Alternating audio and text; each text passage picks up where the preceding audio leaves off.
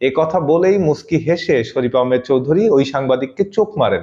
এই ঘটনাটা তো পুরো সোশ্যাল মিডিয়াতে একদम ছয়লাভ হয়ে যায়। लफ्ज़ ये हमारे लिए बड़े सख्त अल्फाज हैं और बड़ी अहम बात है कि ये नेशनल सिक्योरिटी थ्रेट है, एंटी स्टेट है, and they are playing in the hands of Delhi. So how is it different from the past? और क्या हम आइंदा इसके ऊपर कोई डेवलपमेंट एक्सपेक्ट करें, या ये सिर्फ एक मुजम्मती बयानात हैं जो आज इस प्रेस कॉन्फ्रेंस के सिलसिले में आपने सामने रखे? एक चौथा भी ऐड करते हैं, मैंने 12 का, some you are missing it, जहनी मरीज भी हैं।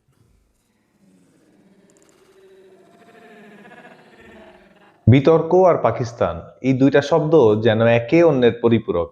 সেখানে যদি যুক্ত হয় পাকিস্তান সেনাবাহিনী, তাহলে তো একদম সোনায় সোহাগা। পাকিস্তান সেনাবাহিনী, পুরো পাকিস্তান আর বিতর্ক, এই তিনটা ব্যাপার একজন আর একজনকে ছাড়া যেন থাকতেই পারে না। ইমরান খান ইস্যু নিয়ে এত রং তামাশা হওয়া পরেও পাকিস্তান সরকার বা পাকিস্তান সেনাবাহিনী যেখানে মুখে কুলু পেটে থাকলো, সেখানে আবার নতুন আরেক বিতর্কের জন্ম দিয়েছে সেই পাকিস্তান সেনাবাহিনীরই আর একজন ঊর্ধ্বতন কর্মকর্তা। নট অনলি ঊর্ধ্বতন কর্মকর্তা, তিনি পাকিস্তান সেনাবাহিনীর মুখপাত্র এবং তিনি আইএসপিআর এর প্রধান জেনারেল শরীফ আহমেদ চৌধুরী।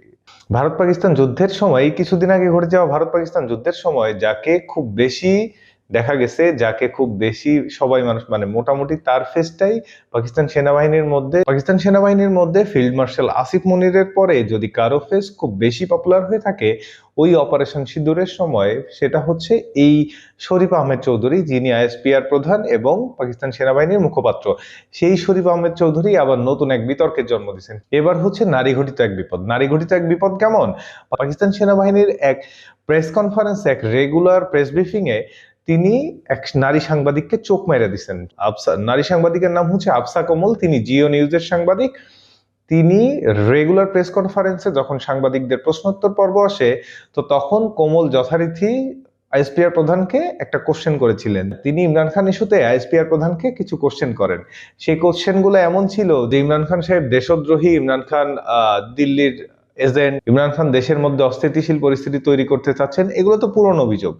তো তার বিরুদ্ধে আর নতুন কি কি অভিযোগ আছে পাকিস্তান সেনাবাহিনীর কাছে, পাকিস্তান পুলিশের কাছে, এবং তার বিরুদ্ধে ভবিষ্যতে আর কি ধরনের অভিযোগ আসতে চলেছে। তো এর সঙ্গে আইএসপিআর প্রধান ওই উত্তর ইগনোর করে তিনি তাকে আর একটা সাথে কোশ্চেন যোগ করতে বলেন যে তিনি দিল্লির পেইড এজেন্ট, তিনি পাকিস্তানের দেশদ্রোহী, তিনি পাকিস্তানের জন্য হুমকি। এর সঙ্গে যোগ করতে বলেন ইমরান খান একজন বদ্ধ উন্মাদ, ইমরান খান একজন পাগল। এ কথা বলেই মুস্কি হেসে শরীফ আহমেদ চৌধুরী ওই সাংবাদিককে চোখ মারেন। চোখ মারার সঙ্গে সঙ্গে এই ঘটনাটা তো পুরো সোশ্যাল মিডিয়াতে একদম ছয়লাভ হয়ে যায়। তো নানাজন নানা রকম ভাবে সমালোচনা করা শুরু করেছে। এমনিই পাকিস্তানের সমালোচনা পিছ ছাড়ে না, তারপর সেনাবাহিনীর তো সমালোচনার শেষই নাই।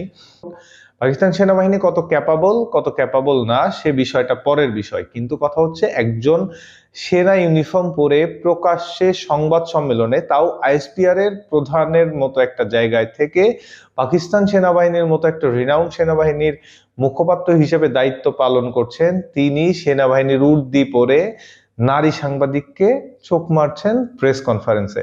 মানে এইটা আসলে রং তামাশা ছাড়া আর কিছু না।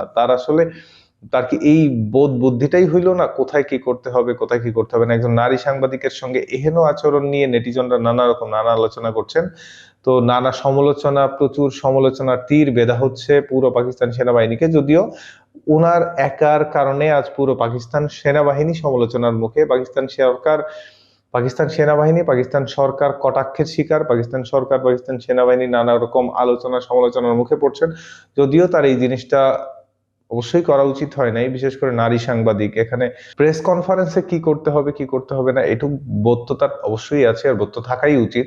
কিন্তু ব্যাপারটা হচ্ছে এই জিনিসটা যখন ছড়ায় পড়ছে টোটাল টুইটারে বা সোশ্যাল মিডিয়া প্ল্যাটফর্ম গুলোতে, তো তখন পাকিস্তান সেনাবাহিনীও এটা নিয়ে কোনো বিবৃতি জানায় নাই। আর শরীফ আহমেদ চৌধুরীও বহাল তবিয়তে আছেন, তিনি তার জায়গা থেকে কোনো প্রকার ক্ল্যারিফাইও করেন নাই, কোনো প্রকার ক্ষমা প্রার্থনাও করেন নাই।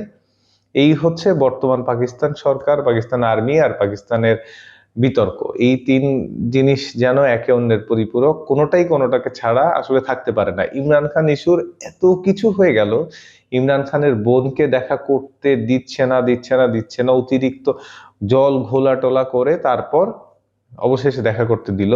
তার বোনরা দাবি করছেন যে ইমরান খান হ্যাঁ হয়তো ভালো আছেন, ইমরান খান সুস্থ আছেন।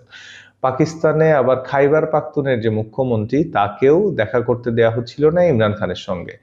এইটা নিয়েও নানা বিতর্ক আলোচনা সমালোচনা। আমার কথা হচ্ছে ইমরান খানের সঙ্গে যে তাদের পরিবারের লোকজন বা তার দলীয় সমর্থক এটা দেখা করতেই পারে, তিনি তো নিষিদ্ধ ঘোষিত কোনো ব্যক্তি নন, জেলে তো যে কারোর সঙ্গে দেখা করাই যায়। তো গভর্নমেন্টের এইসব ব্যাপারগুলো খুব কেয়ারফুলি হ্যান্ডেল করা উচিত, পাকিস্তান আর্মিরও খুব কেয়ারফুলি হ্যান্ডেল করা উচিত, কোথায় কিভাবে কি আচরণ করতে হবে। না হলে আন্তর্জাতিক মহলে পাকিস্তান সেনাবাহিনীর ভাবমূর্তি নষ্ট হবে, পাকিস্তান সরকারের ভাবমূর্তি নষ্ট হবে।